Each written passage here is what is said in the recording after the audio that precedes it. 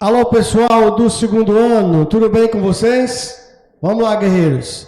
Eu sou o professor Alexandre Nogueira e estou aqui para fazer uma revisão com vocês em termos de exercícios vestibulares de todos os conteúdos que nós abordamos nesse período do EducaPE dessa pandemia, tá bom? Então, fé, força e coragem, determinação, que nós estamos aqui para superar junto com vocês esse momento tão desafiador para todos nós. Não se abata, estamos juntos. Vamos lá, guerreiros. No primeiro tema que nós abordamos no segundo ano, nós no ano falamos de termologia e falamos de dilatação térmica, né? Falamos de dilatação térmica, que a dilatação térmica é quando o corpo recebe calor e aumenta as suas dimensões. Falamos da dilatação dos sólidos líquidos. Então vamos focar agora na questão que fala sobre a dilatação térmica, ok? O vidro Pirex apresenta maior resistência ao choque térmico do que o vidro comum. Por quê? Porque o vidro Pirex apresenta maior resistência ao choque térmico. Quando se fala choque térmico, é aquela diferença de temperatura. A gente sabe que a dilatação ela é proporcional ao coeficiente. A gente sabe que a dilatação também é proporcional à variação de temperatura. Então, quando se fala o vidro Pirex apresenta maior resistência ao choque térmico do que o vidro comum, isso assinala que tem baixo coeficiente de dilatação térmica, visto que a dilatação linear ela é diretamente proporcional ao coeficiente. Quem tem coeficiente maior, dilata mais. Quem tem coeficiente menor, dilata menos. Isso é uma lei das dilatações. A dilatação linear está ligada diretamente proporcional a quem? Ao coeficiente.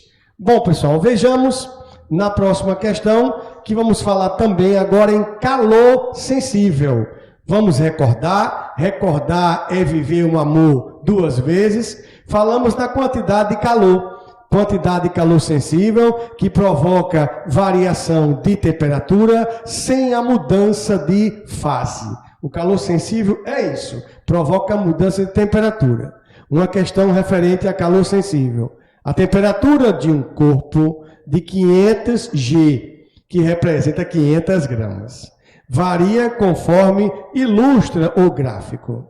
Sabendo que o corpo absorve calor a uma potência constante de 10 calorias por segundo, conclui-se que o calor específico do material é.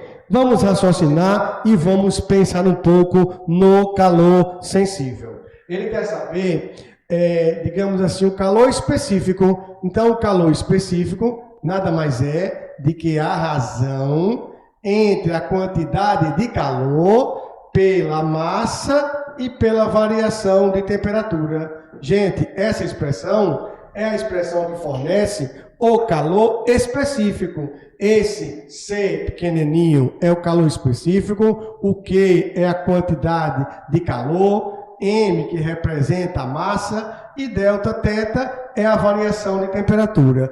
Vamos interpretar na questão. Bom, na questão ele diz que são 10 calorias por segundo. Observe que são 10 calorias por segundo. De segundo em segundo, 10 calorias. Observando o gráfico, são 600 segundos. Se são 600 segundos, a quantidade de calor vão dar 6.000 calorias. Então, aqui em cima, 6.000 e 6.000 calorias. Vamos observar agora a massa.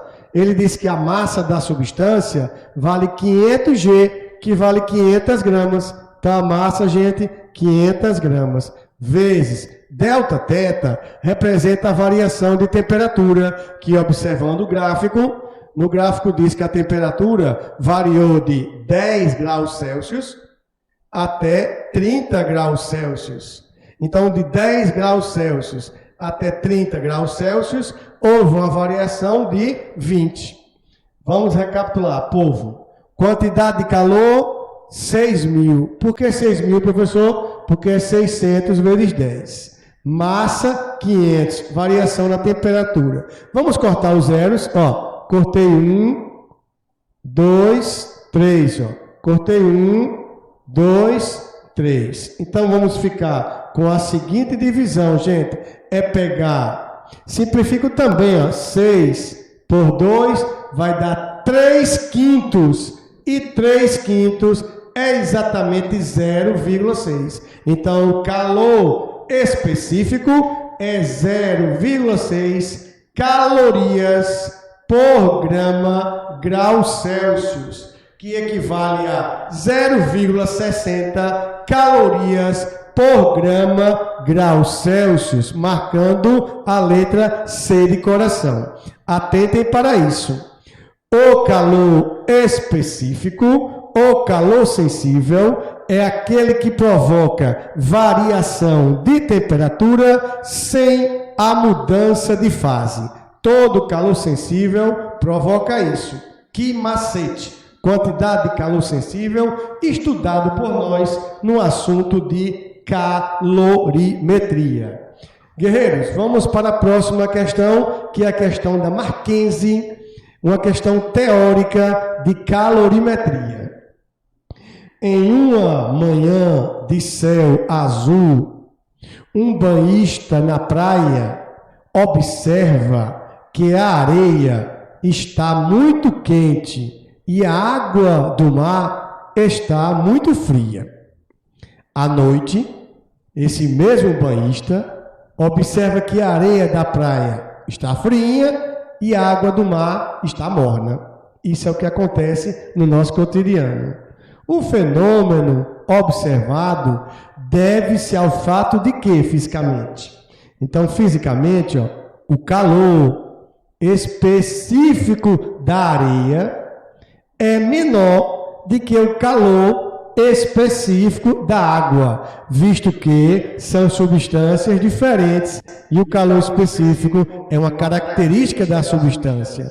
Então, o calor específico da areia é menor. Quem tem menor calor específico tem menor quantidade de calor trocada entre eles. Alternativa C. Povo de Deus, estudamos também o calor chamado calor latente. Porque o calor latente já é aquele que provoca a mudança de estado. O calor latente provoca a mudança de estado, recebe calor, muda a fase. Fusão, vaporização, solidificação, toda a quantidade de calor latente, a temperatura se mantém constante e o corpo evolui. Vejamos, o diagrama abaixo representa a curva de aquecimento de 20 gramas de uma substância que está inicialmente no estado líquido. Então, pelo gráfico, ele começa com líquido, depois ele tem uma vaporização e vai para o estado de gasoso.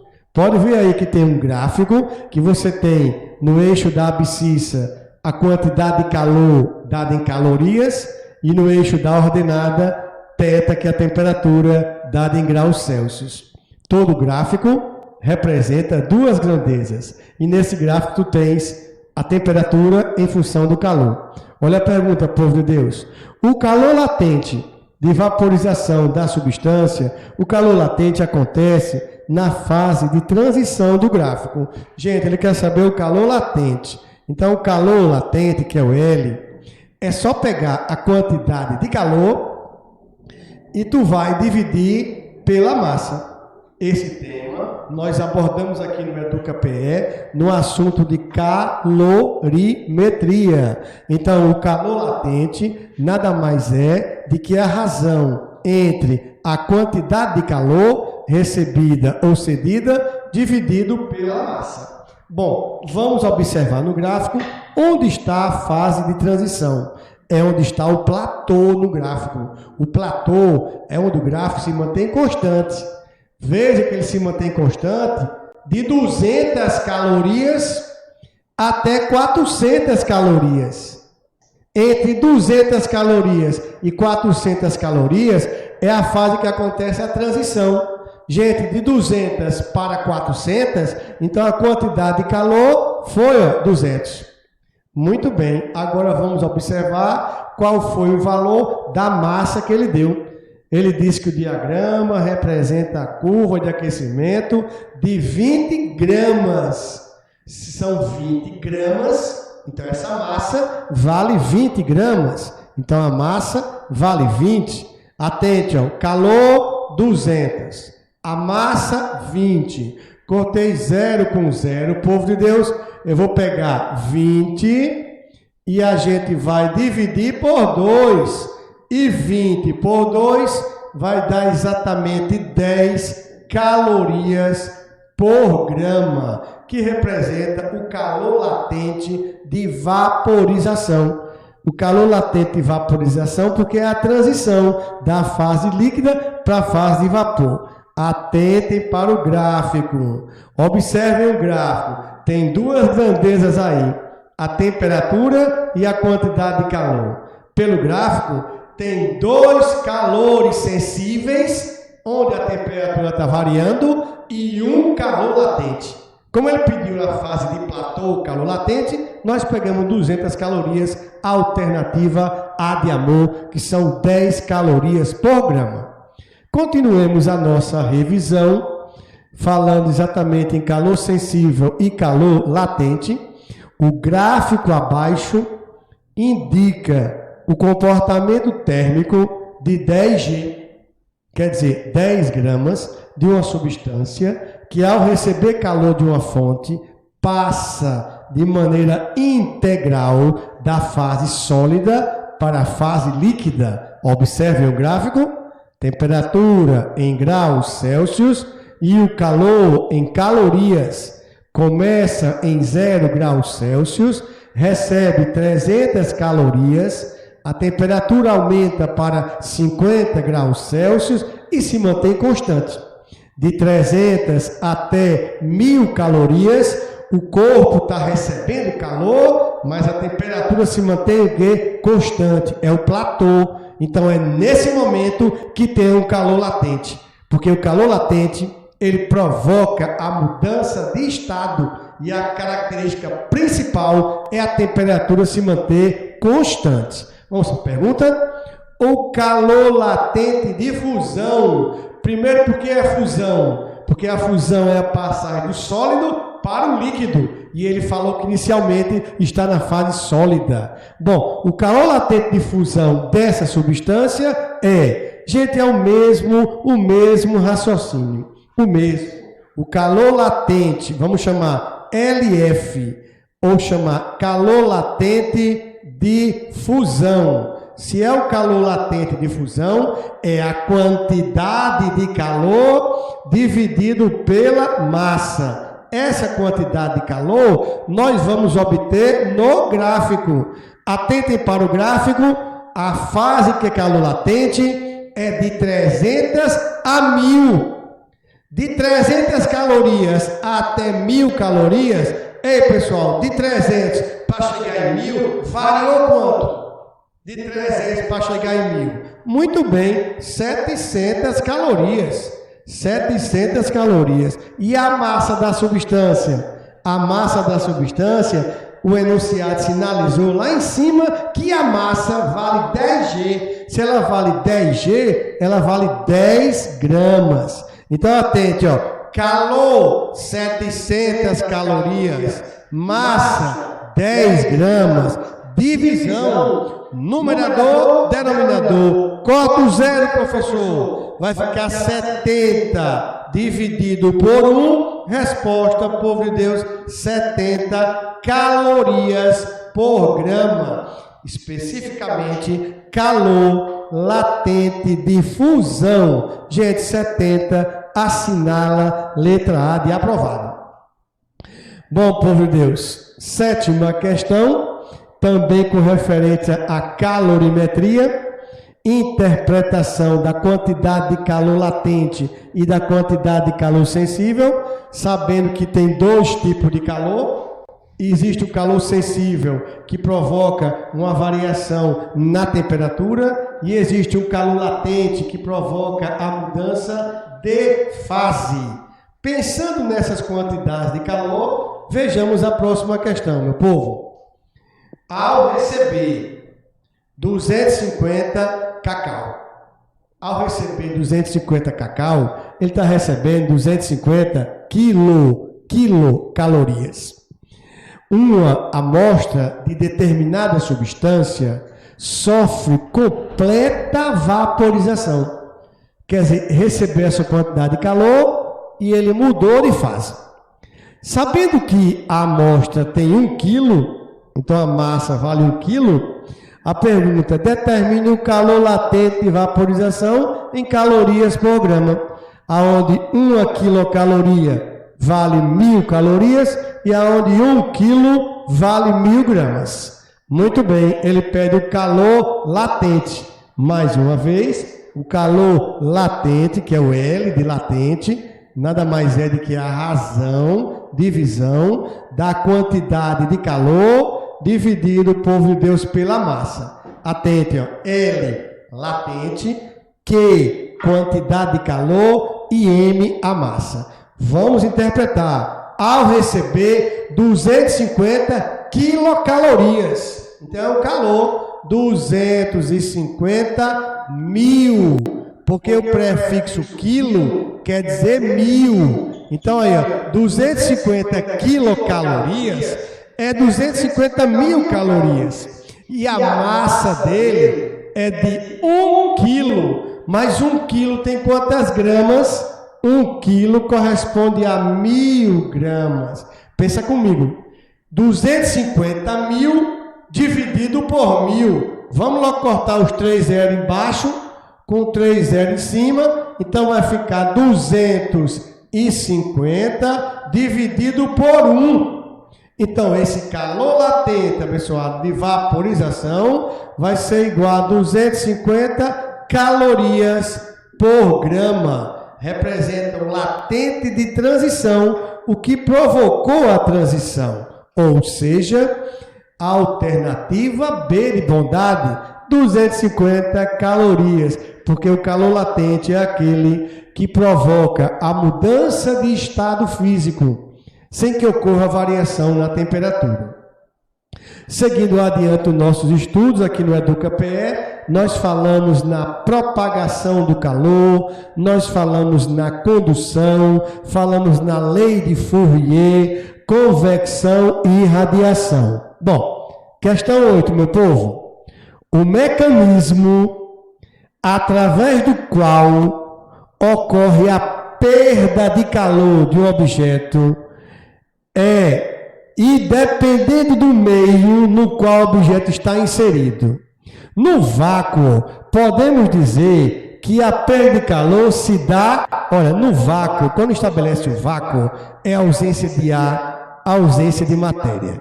Se no vácuo você tem ausência de ar de matéria, você não pode ter perda de calor nem por condução, nem por convecção. Porque a condução e a convecção exigem um meio material para ocorrer. A condução acontece dos sólidos, a convecção acontece dos fluidos. Então, quando ele falou vácuo, o único processo é a radiação. Radiação é um processo de propagação do calor que predominantemente ocorre até no vácuo. Bom, pessoal, na questão 9, nós temos com relação aos processos de variação da temperatura, qual ou quais deles necessitam da existência de um meio material para que possam ocorrer. Ou seja, existem 3 processos de propagação do calor. Vocês lembram? É a condução, é a convecção e é a irradiação. A condução acontece nos sólidos, a convecção acontece nos líquidos, vapores ou gases, e a irradiação acontece até no vácuo. Então está perguntando qual desses processos exige a presença de um meio material para acontecer. Só poderá ser a condução e a convecção. A condução é o transporte de energia sem o transporte de matéria, e a convecção é tudo junto, é energia e matéria tudo junto. Bom, povo de Deus, na sequência nós temos a termodinâmica. A termodinâmica foi estudada por nós os gases ideais, isotérmica, isobárica, isométrica e as leis que regem a termodinâmica. Vamos recapitular em exercícios. 10ª questão, meu povo. Um gás é submetido a um processo sob pressão constante isobárica de 400 newton por metro quadrado, ou seja, 400 pascal, e sofre uma redução. Olha, sofreu uma redução no volume de 0,25. Então, se o gás sofreu uma redução de volume, nunca ele podia ter recebido calor. Porque se ele recebe calor, ele expande. Quando ele reduziu o volume, é porque ele perdeu o calor. Assinale aquilo que for falso. Só pelo termo lá em cima, gente, sofre uma redução no volume, não tem escapatória. O gás recebe 250 joules de calor. Onde? Onde é que o gás pode receber calor e o volume reduzir? Então essa é a alternativa o quê? Falsa, porque ele pediu a falsa, gente. Todas as outras estão o quê? Corretas. Estão assinando corretamente. Muito bem. Na questão do número 11, nós temos a transformação isobárica. Só para revisar com vocês. Transformação gasosa é quando aquelas grandezas, as variáveis de estado, PVT, pressão, volume e temperatura, se modificam. Isotérmica, temperatura constante. Isobárica, pressão constante. Isométrica, volume constante. Lembram? PVT, pressão, volume e temperatura. Cada um com suas leis. A isotérmica, lei de Boyle-Mariotti. A isobárica, primeira lei de Charles. A isométrica, segunda lei de Charles ou lei de Gay-Lussac. Então nós temos as equações das transformações. Questão 11, povo de Deus. Em uma transformação isobárica. O prefixo iso quer dizer o quê? Igual. E bárica vem de barômetro, um instrumento que mede a pressão. Então, isobárica, pressão constante. A pressão do gás é, aí tu completa, constante. E sua energia interna aumenta se a diferença entre o calor e o trabalho for positiva. Olha, você completar o texto em uma transformação isobárica. Se ela é isobárica, a pressão é constante. E sua energia interna aumenta se a diferença entre calor e trabalho for positiva. O gás recebe calor, o gás evolui, e essas transformações regem as transformações termodinâmicas. Só para recapitular vocês, a termodinâmica está fundamentada, está centrada em duas leis. A primeira lei da termodinâmica afirma que a quantidade de calor recebido vai ser igual ao trabalho mais ΔU, ou seja, a energia que entra deve ser proporcional à que sai.